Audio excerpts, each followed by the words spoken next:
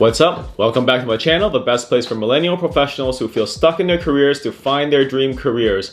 In my last several videos, I shared the best career exploration advice out there and how to conduct a personal SWOT analysis. In those videos, I've mentioned informational interviews several times. In this video, I'm going to break down why you should network with informational interviews and why you should conduct informational interviews for career exploration. So make sure you subscribe and click the notification bell to receive regular updates on all things related to career change. Also, join my Facebook group called Career Change Advice, where you can chat with like-minded people who are interested in making their careers work for them and not the other way around. Hi, I'm Dr. John Tam. I have a PhD in sociology from Oxford, and I'm passionate about helping millennial professionals find their dream careers through gaining clarity and building soft skills. So, without further ado, here is why you should network with informational interviews. Reason number one, it helps you learn about different types of jobs you're interested in with an inside perspective.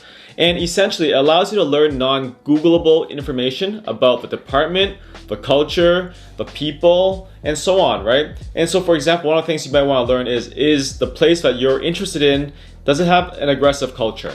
And if so, do you have the personality to fit in? So for example, if you're interested in working in a culture which is very cutthroat and people don't mind pushing each other and they don't mind calling each other out and giving each other a lot of pressure, then do you have the personality to stomach that? And one of the things that you can do is take a personality test, and I'll have a free one which I'll put in the descriptions below. Essentially, the question you need to ask yourself is, do you have the personality to stomach it?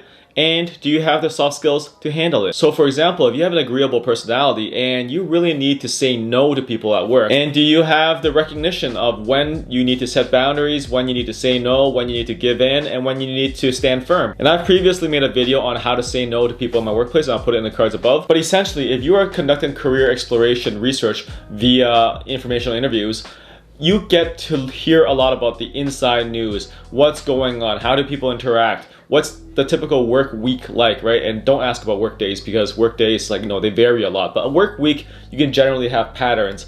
And by asking this type of information, you get an inside perspective of what that company is like.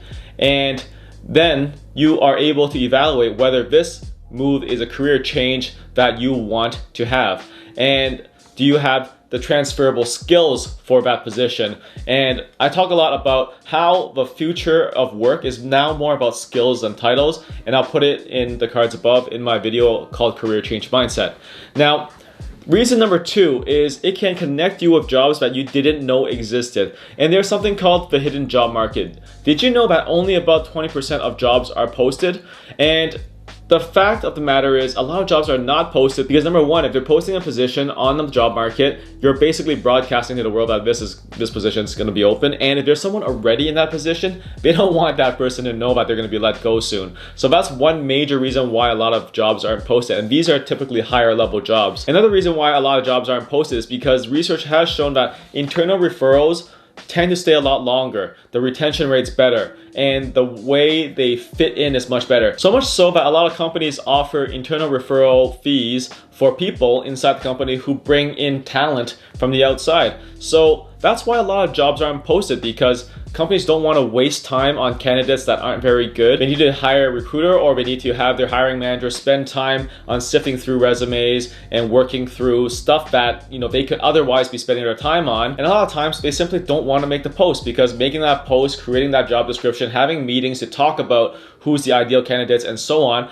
it's going to take a lot of time. So bottom line is, by doing a lot of informational interviews for networking, for career exploration, you get a feel for what's out there, but at the same time, you'll also uncover the hidden job market. So think of it this way. If you're in a basketball stadium and basically the game just ended and there are like 20, 30, 40, 50 tunnels, right? Depending on the size of the stadium, for people to leave the stadium. Can you imagine if everyone tried to fit through 20% of the tunnels? That's basically what it is like if you are on the job market looking for a job, but you're only going for the 20% of the jobs available, right? You have a stadium full of people who are looking for jobs, but if you only apply to the online positions, you're basically going to be stuck. The chances of you actually landing that job decreases significantly. And that's why informational interviews and networking through that during the phase of either career exploration or when you're actually job searching is an excellent way to uncover this job market. And moving on to the third reason. If you've watched another video of mine about the importance of maintaining a network, and I'll put it in the cards above, where I talk about navigating career crossroads in your 30s.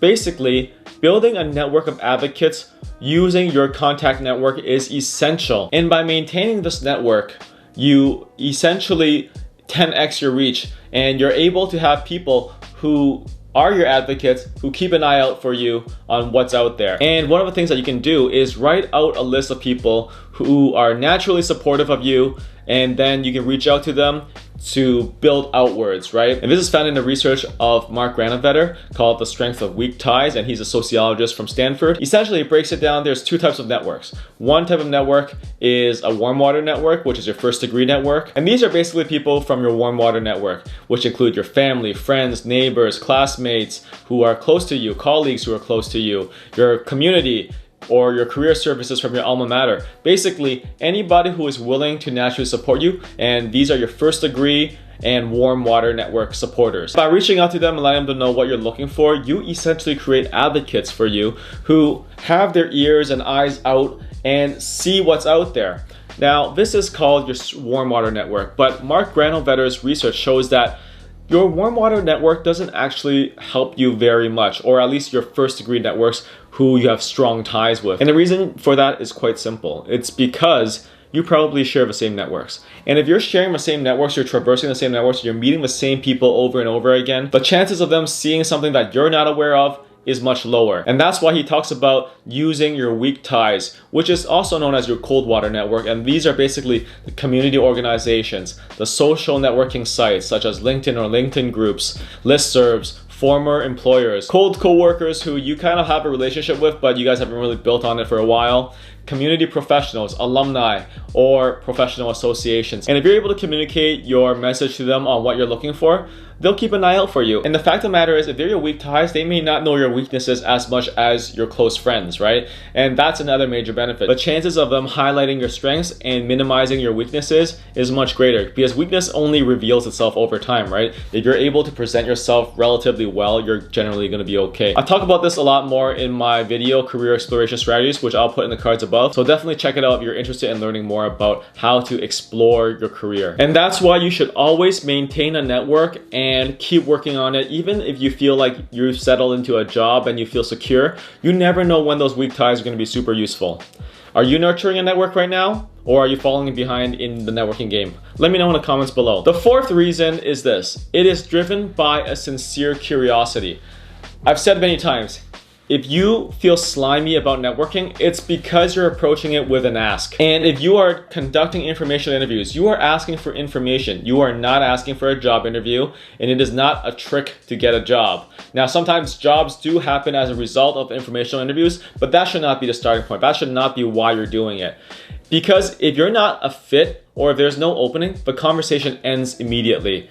And instead, your curiosity should be leading the charge for information interviews to have an engaged conversation so that they can also feel curious about you, right? They may feel impressed by the questions you're asking. The fact of the matter is, people love to talk about themselves. In fact, the science shows that when people are talking, the kick to get out of it, the pleasure to get out of it is better than eating pizza. So I always tell my kids, if you give someone an opportunity to talk about themselves, it's basically feeding them pizza, you're stuffing them with pizza, and they're gonna love you.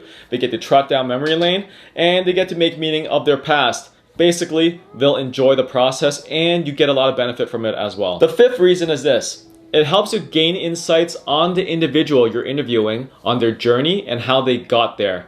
And it gives you an inside look on whether this career is right for you. As a result, you can reverse engineer the process to get there. And so by hearing their story, like their background is XYZ, and they got training in ABC, and you can then think, hey, do I have this type of background? Do I have this type of training? Do I have something that's similar? Can I reverse engineer this process? What schooling or what certification or what coursework do I need to do to get into this current position? And remember, when you're conducting an informational interview, you are asking someone who is 5 or 10 years down the road of where you want to be. And by doing that, you can basically say, hey, this is how this person got there. Can I do the same thing?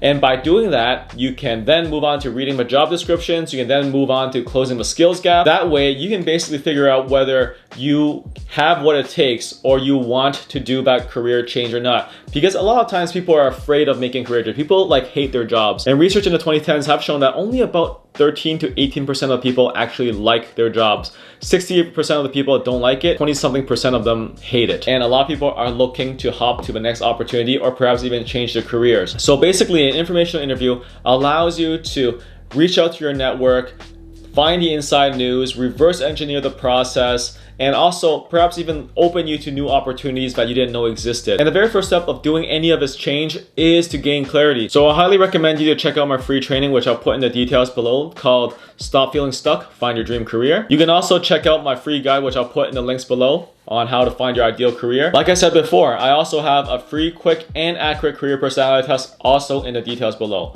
Make sure to join my Facebook group, Career Change Advice, to be in a community of people who are interested in making their careers work for them instead of the other way around. In my next video, I'm going to teach you how to arrange an informational interview and its do's and don'ts in terms of etiquette. So make sure you subscribe and click the notification bell for updates when it comes out. Also, leave a comment below and let me know your thoughts on this video. Don't forget to give this video a like and share it with your network if you found this to be valuable. Take care.